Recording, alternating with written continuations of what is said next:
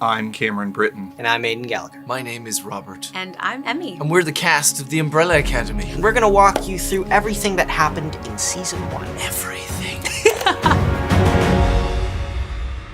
Episode 1. We open in Russia on the 7th hour of the first day of October 1989. There's a girl flirting with a guy by the pool. Yeah. Suddenly, boom! The girl is screaming in pain. Everyone's horrified. We have no idea what's going on until we suddenly see that she's given birth. Ugh. Which is shocking because she was definitely not pregnant 5 minutes ago. Turns out this wasn't an isolated incident. 43 women all around the world. Poof! Prego. This was unusual. Enter Reggie Hargreaves, an eccentric old billionaire who decides it's time to become a dad. How much do you want for it? Skolka. He adopts 7 of these miracle babies and moves them to a mansion and dubs the whole place the Umbrella Academy. Flash forward 17 years, the kids he adopted, now all grown up, make their way back home to mourn their dad. And we find out he was less of a father and more of a distant, mean professor. To start off, there is Luther, number 1. He's super strong and pretty much the leader. Number 2 is Diego. He is a hothead but can throw knives with precision. There's number 3, Allison, moi, who can manipulate people with her own voice. What a lovely voice it is. Then there's Klaus, number 4. Klaus is high as hell on all the drugs and can talk to the dead. Number 5 has been missing for years. Number 6 is dead, spoiler, memorialized in statue form outside the mansion. Hargreaves wasn't a great dad, you guys, okay? Then there's number 7, Vanya. She is the only normal one. Because of that, Hargreaves treated her like an outcast. All the kids return to their former home, stewarded by a talking chimpanzee, Pogo, and their robot mother. And at the funeral, tensions are high. The world's better off without him. Diego. Vanya wrote this book about her nightmarish upbringing at the academy that's pushed her even further away from the rest of her siblings. But I mean, how can you blame her? Normal people, they be tripping. Allison's fresh off a divorce. Diego's living outside the law. Klaus just got out of rehab. And as high as a kite. I'm not in the right frame of mind. You're high? It only gets worse. Hargreaves' iconic monocle was not found after his death. Luther suspects foul play. Diego thinks it's ridiculous, and then the old rivalry between the two of them begins again in a brawl at their father's funeral, which ends with smashing the statue of their dead brother.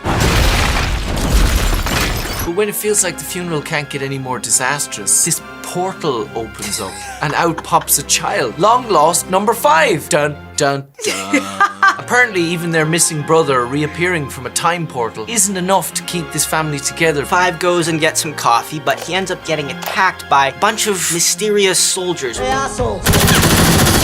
We don't know where they're from. Istanbul, not Constantinople, Yeah, now that was a fun Istanbul. scene. He sort of kills them all without mercy. Diego goes to Brood by the river, and then we find out that he took the monocle just because he's kind of a mean guy, I guess. I kind of want a monocle. That would be cool. While he's doing that, Klaus sits in the back of the car and has a friendly conversation with the ghost of number 6. It looks like the whole gang is back together. Yay! Hooray! Number 5 visits Vanya and tells her why he's back. The world is gonna end in 8 days, and only they can stop it. No pressure. Episode 2. Episode dos. Number 5 explains how he survived an apocalyptic future after accidentally jumping forward in time. 5 doesn't really talk about his mannequin wife.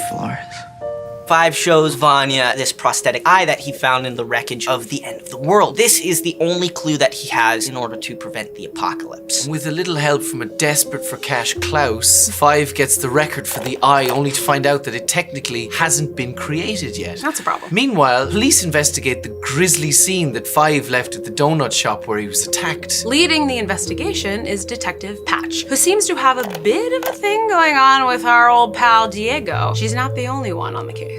2 formally dressed assassins, Hazel and Cha-Cha, arrive from the future. Yes, they do. They know 5 because he was kind of better at their job than they were, and now they gotta catch him. I am not the...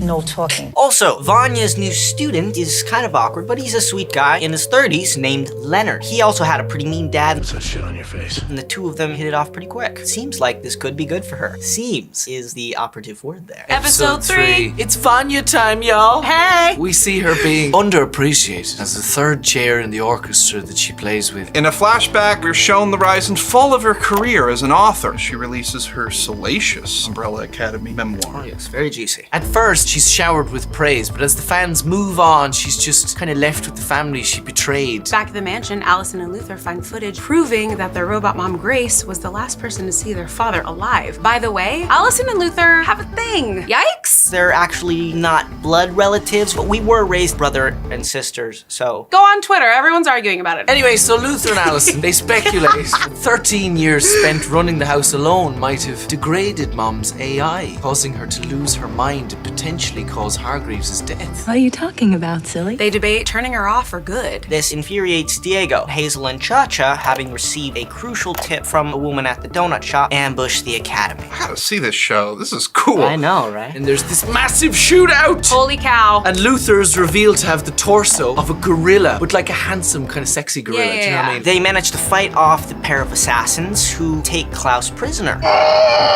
After seeing that Mother went the whole firefight without noticing anything was wrong, Diego decides to deactivate her himself. Grab a Kleenex because it's a big moment. I love that scene.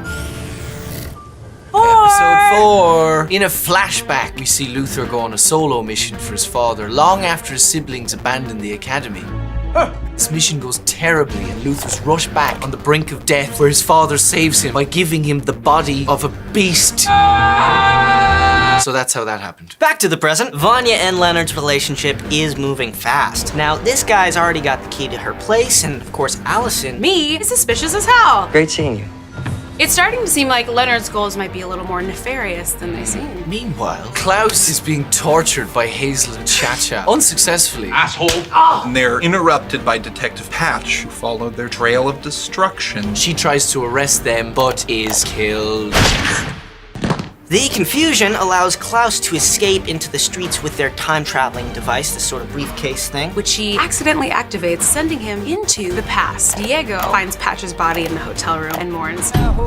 Needless to say, he is having a rough week. Moving along, episode 5. Klaus returns from the past and he's haunted by lost love and his time in Vietnam and resolves to get sober. Diego is still mourning Patch, but with the help of 5, they set up a trap for Hazel and Cha-Cha under the guise of an exchange for their time travel device. How is he doing here? Once again, this turns into a fight, but time stops briefly as 5 encounters the Handler, the leader of this time adjustment corporation. She offers him a promotion in exchange for his siblings' life, and well, he takes it. Episode 6. 5 tries to use his new position to further his goal of preventing the apocalypse. He finds himself halted by bureaucracy at every turn. Glad to hear it. Eventually, he turns on the company, blowing up their equipment after stealing one last time travel device for himself. While this happens, everyone has a nearly perfect day. 5 gets sober with Diego's help. Luther and Allison go on a date, but unfortunately that's all erased when 5 comes back through time with news. I know who's responsible for the apocalypse. Harold Jenkins? Episode 7. Vanya's boyfriend, Leonard, is a key player in the apocalypse. His real name is Harold Jenkins. What? Harold Jenkins! He grew up idolizing the Umbrella Academy before being humiliated by Hargreaves. And after murdering his own abusive father and spending 12 years in prison, Leonard is released with one goal in mind: revenge. Meanwhile, Vanya finds out that she is not as normal as she thought. Her anger unleashes this deep power inside of her. She's absolutely brimming with rage. She's just... She can't, Oh, yes. basically. She can't Episode right 7, Vanya can't. Episode 8. Vanya reacts poorly, to say the least. When Allison tries to confront her about being manipulated by Leonard, she interrogates her further and finds out that Allison was coaxed by Hargreaves into using her powers to convince Vanya she didn't have any powers at all. Vanya throws a fit and cuts Allison's throat. Episode 9. Seeing that their sister has gone beyond the pale, the siblings meet at the academy to discuss their options. Unbeknownst to everyone, Klaus has been talking to the ghost of their dead brother, number 6. Done listening to you. Vanya returns to Leonard, but finds his journal and realizes she's been manipulated by him as well as her family. You've been manipulating me? And with no one left to turn to, Vanya kills him too. Upset and confused, Vanya tries to beg for forgiveness at the academy, but instead they imprison her in this sort of isolation chamber which holds for about an hour.